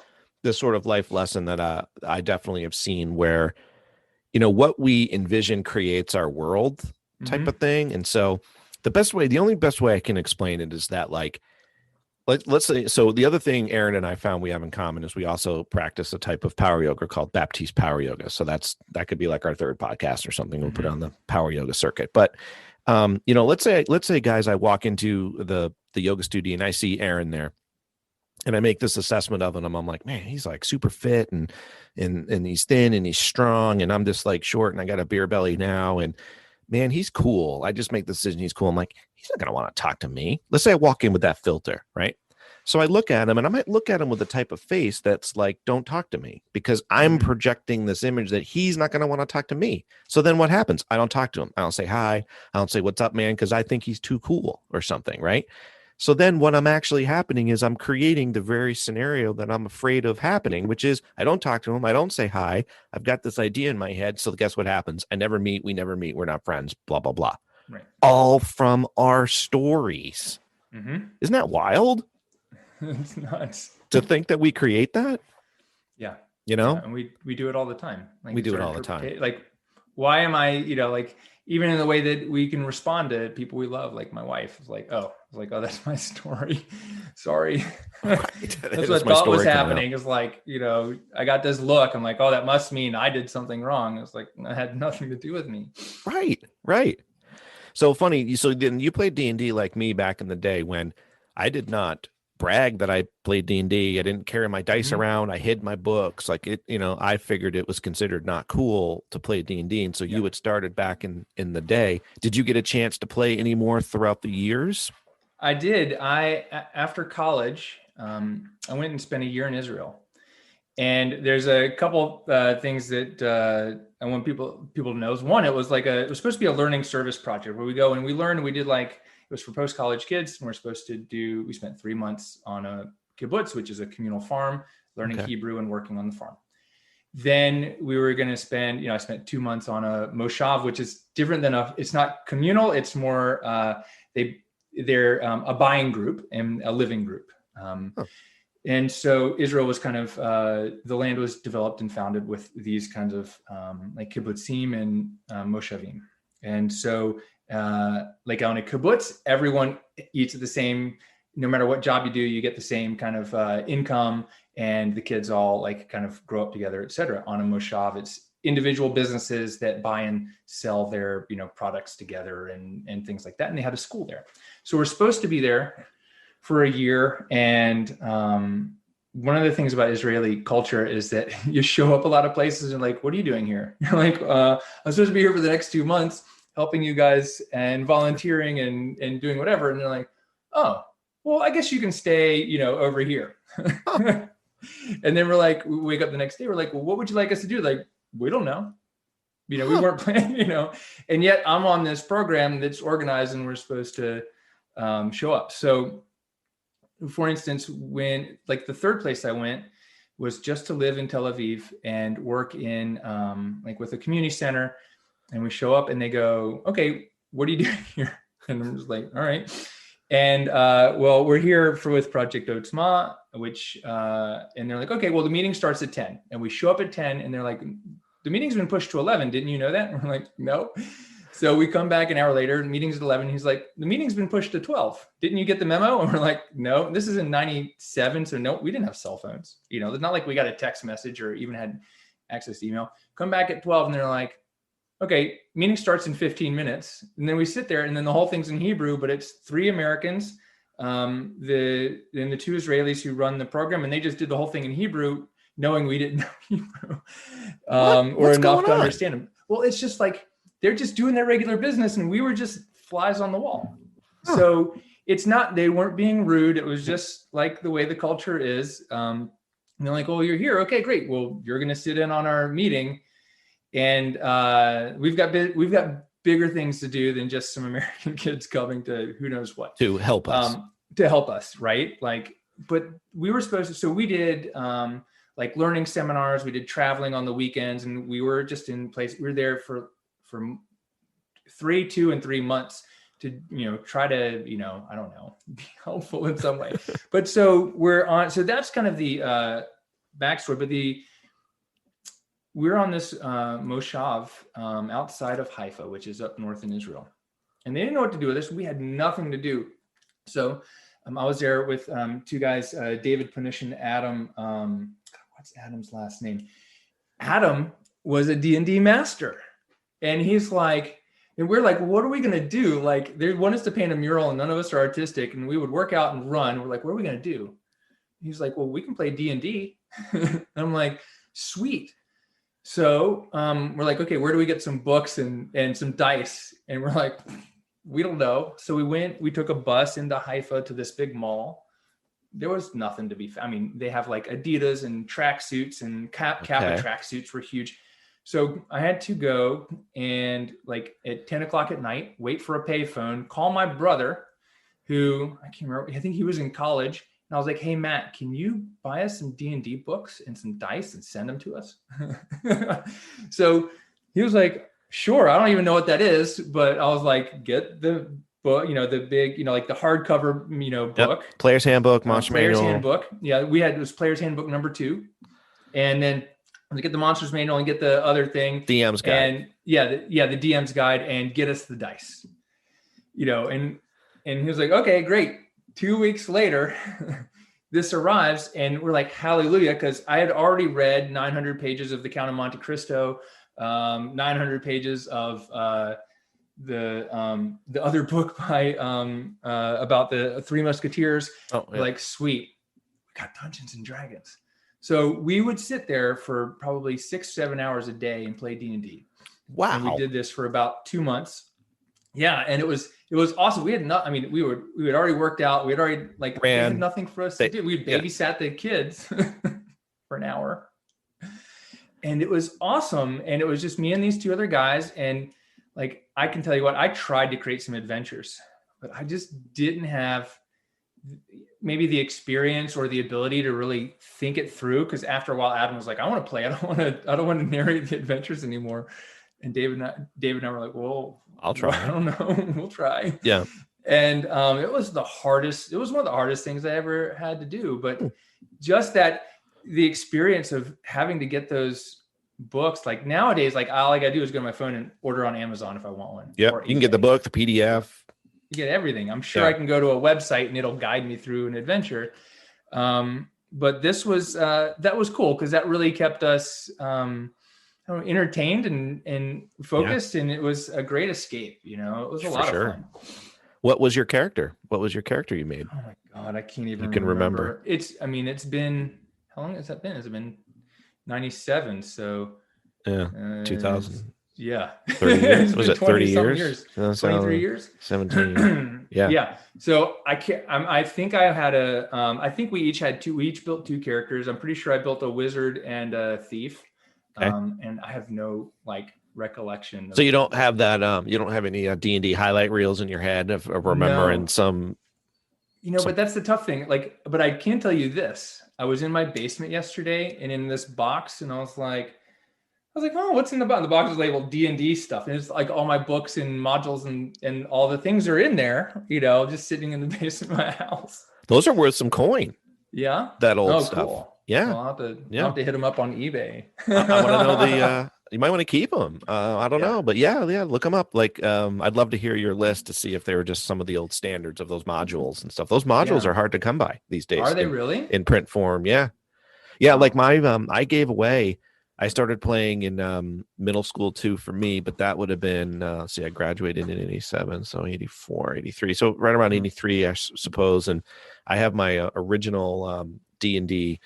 I was looking up at them, my advanced D&D Dungeon Master screens. And that's all I have of my original stuff, because at some point I sold it all along the way. I kind of wished I didn't, including my original player's handbook too. Although I think I found that, but then anyway, I can't find it again. Well, I'll have to go dig up what I got and see if you want it, because it's just sitting in my basement. And I even forgot, I should have dug it out for the podcast, but I didn't even cross my mind. Well, maybe we'll you can send me the list. We'll put it on show notes or something like that. So have you had any thoughts of playing it again? In today's day and age? Yeah, when I had kids a few years ago, we had a neighbor who I was into D&D, but we never played together. But he played Hero Kids with his kids, and I'm sure you guys know about Hero. I think it's called Hero Kids, right? No, is that the Xbox thing? No, it's like a game. Let me look. Let me just Hero Quest. It's called Hero Kids. It's not heard of it. And it's basically like D&D for little kids. Hero Kids Fantasy RPG, Hero Forge games. Yeah, this is it. And it's like a free download. So they're going to get a big shout out from me. It's a free download, and you can download the little cards, and it's a very simplified version of D&D where you've got the warriors, the knights, the mages, and it's got a printed out book. And so I was like, oh, sweet, I'll do this. Mitchell was doing this with his kids, and we played one day with him. I was like, sweet, I'll go download it. And I think maybe some of it's for sale. You can buy there's a free download, but then there's a packet you digitally download. And I did it, and I printed the whole thing out. And it comes with little paper cutouts, and you can do them and make a little board. And it was pretty cool. And it has this visual thing. And then my imagination is I can't narrate a story for my kids. My two girls are into princesses and Disney stuff, and they're like, we don't want to sit here and listen to you do this, talk us through this, Daddy. Well, maybe you're a prime candidate maybe for my idea of doing the Dungeons and Dragons on the D6 generation feed is to do these things called GM Academy, like how to be a game master and how to build characters. And we already have a couple up. Listeners of the show have heard one from Russ as the GM and one from me as Player Academy. But I get asked a lot of time, Aaron, in my, I still have this urge to keep my business person separate from my Dungeons and Dragons person, even though I know there's no stigma behind it anymore. It's that story that we tell in our head. Right. But I do occasionally get asked by people that have heard about it or seen it, and it's a little more mainstream now. And they're like, how do you play exactly? Or what does one do? And how do you do it? So if you ever do want to be dungeon master for your kids, I just recently started that. Russ, you haven't met Russ, you don't know who he is, but he's the 1/3 of the D6 generation. He's been playing with his kids and his nieces and nephews and his brother for years and years and years and years. They created this Sunday tradition. They get together as a family, they play for 2 hours, and he's been doing this for years, and it's become part of a really tight family tradition for them. I just recently started it, so I'm going to encourage you to do it, is what I'm saying, because I just recently started with you don't need as much experience or narration skill as you may think possible. I started with my nieces and nephews and my daughter. It's COVID. Everybody's sitting in front of a computer. We're doing the old pulp and paper, and I'm running modules for them, and they are loving it. They're like 16, 15, 14, and 14 kind of ages. And you'd think they'd be like, I'm out of here, this was boring. And they ask me every week, are we playing again? Are we playing again? Are we playing again? And it's so fun to see them get engaged with it like I got engaged with it back in the day. That's awesome. And so I guess for budding game masters, if you do have that desire, I would say like the 5-minute rundown is, you don't have to be, there's different ways to do it. Some are beautiful storytellers. Like it sounds like maybe your game master back in Israel might have been that person. Yeah.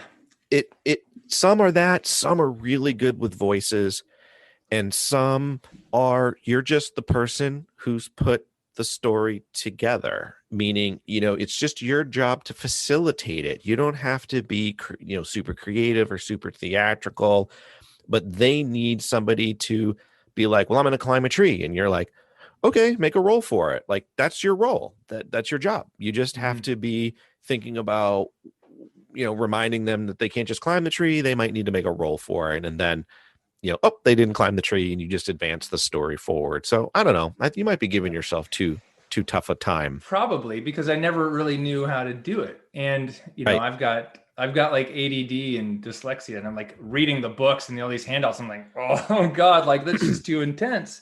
But I never had someone walk me through, like, here's really how you build a character. Here's how you tell the story. Here's the critical pieces, Let me do that for you. And I actually just wrote an article on this. Because again, I got asked by a local mom who's like, my daughter would love this. My husband doesn't know how to play. We don't know how to be a game master. How do you do it? So I actually wrote an article on it. But what you do, here's your resources for anybody listening to this. You go to, there's 2 resources. It's called DM's Guild, www.dmsguild.com. And then there's D&D Beyond, and that's the company of D&D, right? All you really need, and you can do this with your kids, is with your age. You'd simplify it, but you have enough D&D knowledge to simplify it. I mean, do the hero kids if that's what you want to do. But if for some reason you're like, I want to go back to the mothership, you from DM's Guild, Aaron, and I'll just send you, it's called, one module is called A Chance Encounter. It's 2 pages. Oh, wow. The whole module is 2 pages. It'll generate 2 to 2.5 hours worth of play time. Wow. Really? Okay? That's yes. Cool. And the other one is, I'm drawing a blank, but I love the story. The storyline is the player characters are you just start them in town, and a sheep walks up to them, fluffy sheep with a scroll in his mouth. The players grab the scroll, they read the scroll, and the adventure begins. Yeah. And basically what it was is a wizard apprentice turned his master into the sheep, and he wants to be turned back. Okay. Right. It's a 2-page module. I think it's for free on DM's Guild, or volunteer pay. Like I paid $4 just because I was like, oh, I'm gonna at least give them $4. So even with dyslexia and ADD, you'd be able to read that. There's nothing to remember. You don't need a DM's guide.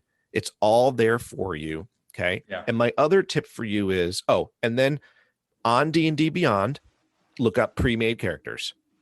There's the first level dwarf cleric. There's the first level elf wizard. Like just print. What you do is you print 5 or 6 of them. Don't worry about all the numbers. Your kids might be like, what is all this? And you just hand them out.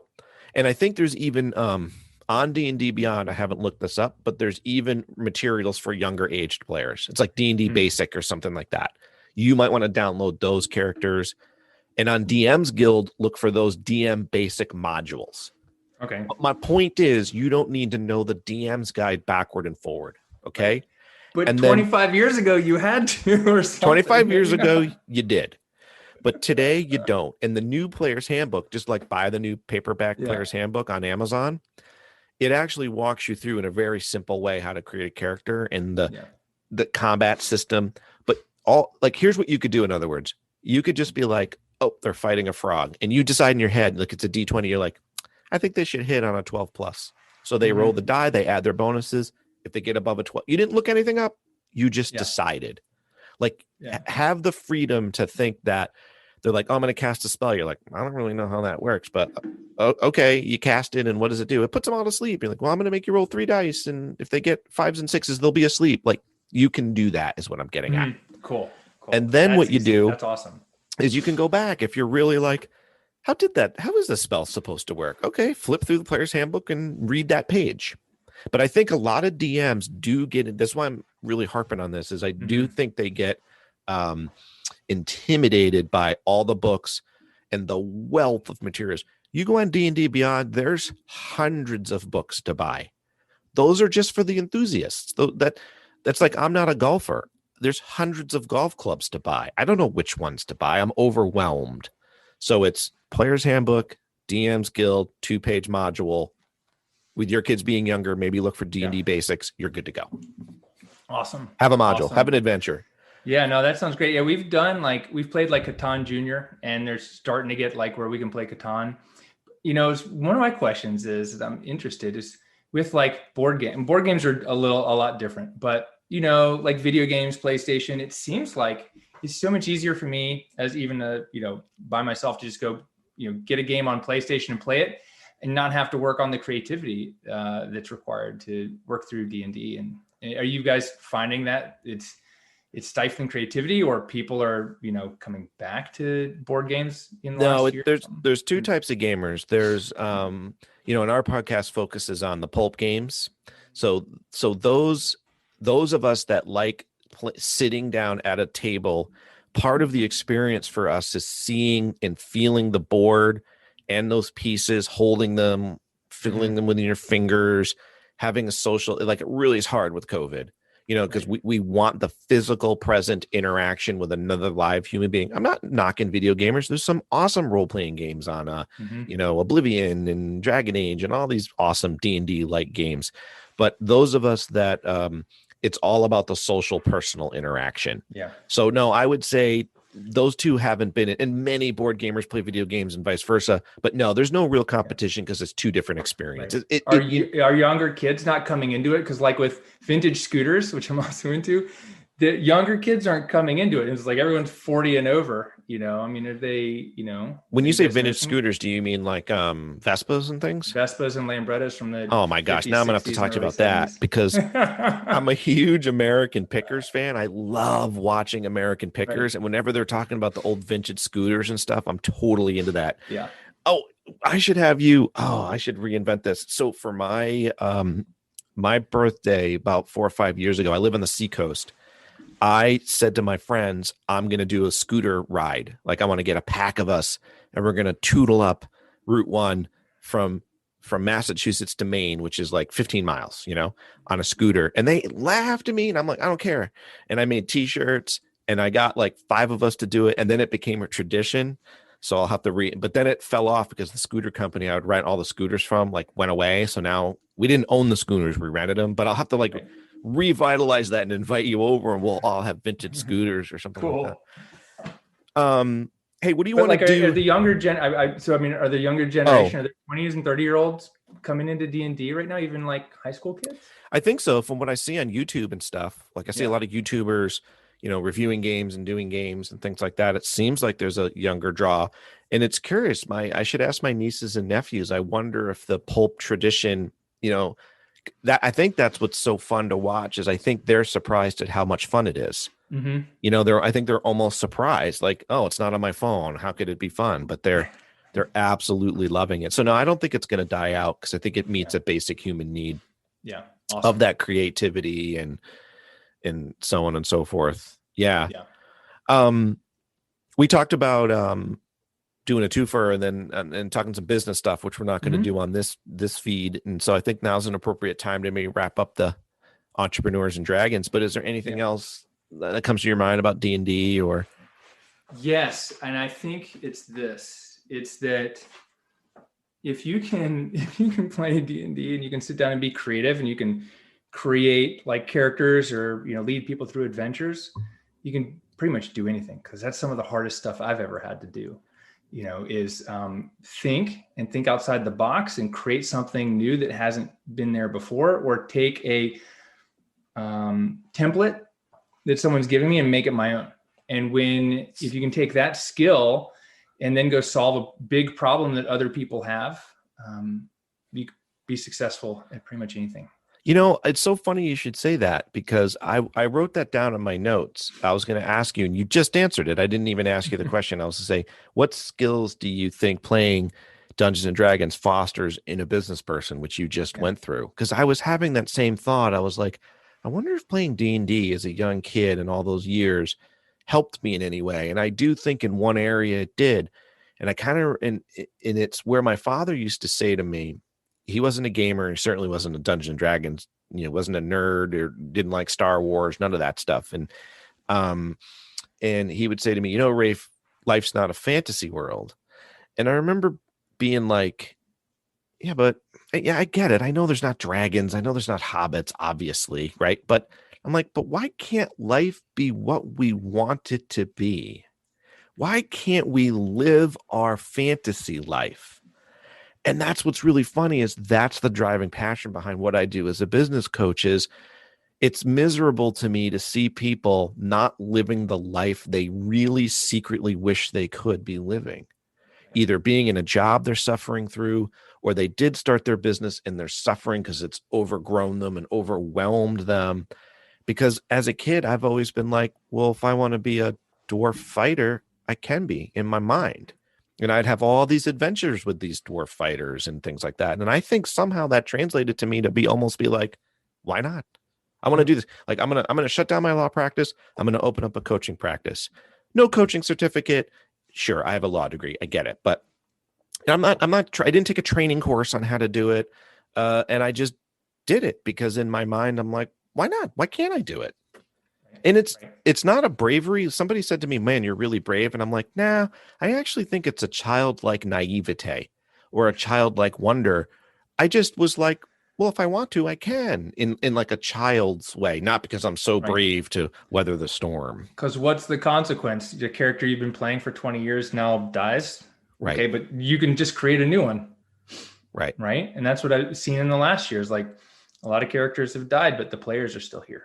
Right. And are they going to keep playing? They're not, a lot of them aren't keeping playing, but they're the ones that are doing really well have created new characters this year. Yeah. Because when you play Dungeons and Dragons, if there's, business people that are listening to this and kind of wondered about it or something, like when you're playing, you're thinking outside the box, you're making choices, you're making things happen.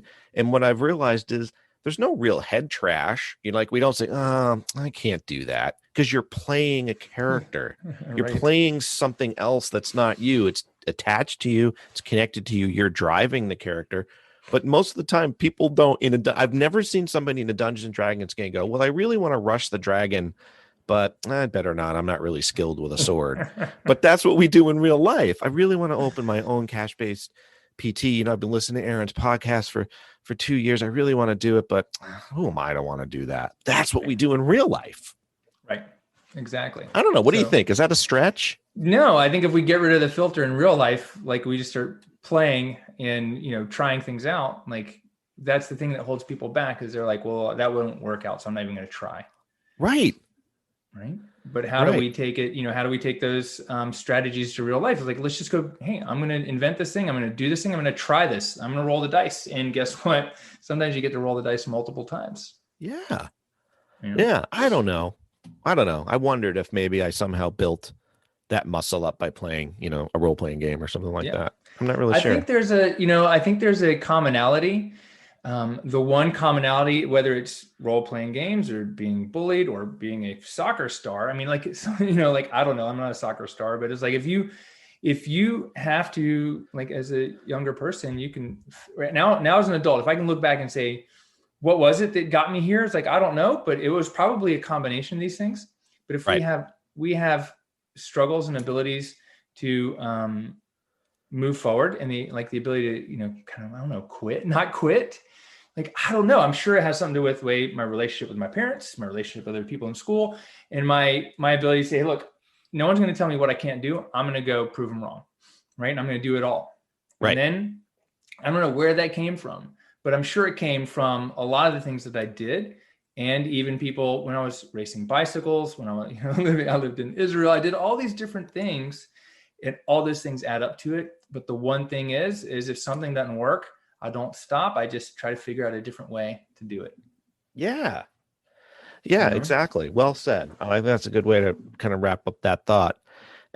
I'm thinking too, I don't want to promise something I can't deliver, but I've got an idea of a way to have you play D&D again too. So okay. I'm going to try to make that happen. I think you're going to think it's a real hoot. Yeah. That would be fun.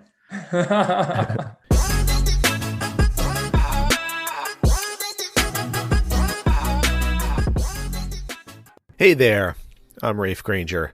I'm glad you are here listening to all of us breathe life into the D&D world of adventure and fandolin.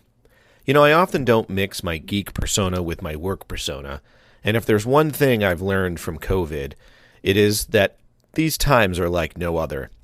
I began to think, there might be people within the sound of my gaming voice that would like support in their business and life. As you may have heard tangentially in this podcast, I have changed my career focus from about 5 years ago now. I have changed it into business coaching and corporate speaking. I coach entrepreneurs and executives how to live their best fantasy life. See what I did there? I help people move from their busy mind of ideas and tasks and workload and guide them into realizing the work life and personal life that they really want to be doing, so they can live the life they really want to live. If you either feel stuck with so many ideas or not enough time to sit still and think about what direction you want your work or business to even be going in, don't hesitate to reach out to me. I often do a quick discovery call with business owners and entrepreneurs. There's no fee to see what they're up to and if I am the right fit to help. And if you want more information just generally, go ahead and listen to the Raef Granger podcast, where we talk to interesting entrepreneurs and discuss coaching and networking concepts in my normal, coffee-style, relaxed manner. Or feel free to reach out to me directly at raef@raefgranger.com, or of course, you can check out my information on my website, raefgranger.com. Thanks for listening, and you can be living your fantasy life.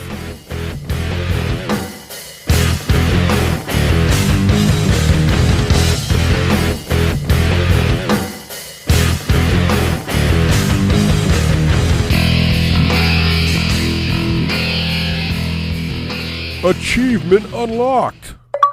You've made it to the end of another D6 Generation episode, the podcast whose humor has universally been acclaimed as not too horrible.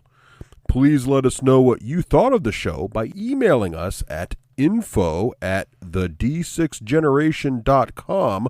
If for some inexplicable reason you actually enjoyed this show, you can help others find out about it by leaving positive reviews on iTunes. Thanks for listening, and happy gaming.